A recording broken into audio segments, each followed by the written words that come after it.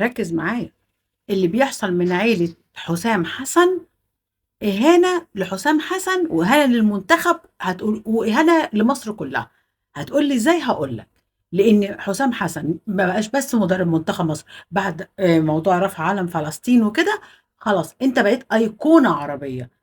يعني بقيت خلاص واخد اتجاه، مش بس كرة. حتى لو أنت اترمى لك العلم وأنت يعني موقف ما كنتش محضر له، خلاص أنت بقيت أيقونة في السياسة والوطنية والقومية والعربية والحاجات دي كلها.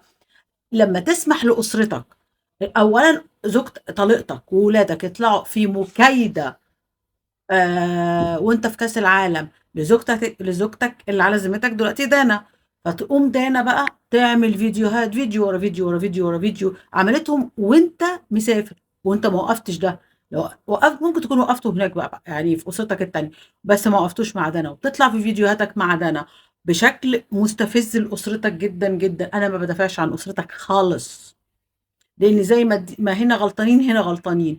انما انت النهارده طلعت معاها وبتغيظ في اسرتك وبتغيظ في ولادك طول الوقت، مع ان انت كان ممكن تلف او تلم الموضوع ده.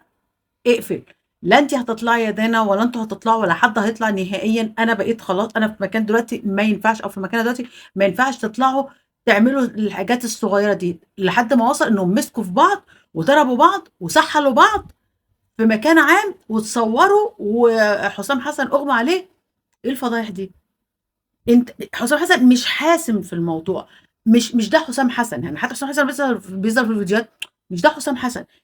الشخص الوديع قوي اللي بيبتسم كده مش ده حسام حسن ولا دي شخصية حسام حسن. بيتك واهل بيتك خط احمر تقفل عليهم. مشاكلك العائليه، زوجه اولى زوجه تانية متجوز الاتنين، دي مش بتاعت الناس. احنا مالنا؟ ليك غير يا حسام مالكش غير يا حسام، ملناش دعوه. بنتك تطلع تكايد فيها وهي تكايد في بنتك، وطليقتك تكايد فيها وهي تكايد في طليقتك. ايه ده؟ ايه ده؟ ايه الشغل ده؟ وانا برجع اقول تاني ان السبب في كل اللي حصل ده هو حسام حسن نفسه.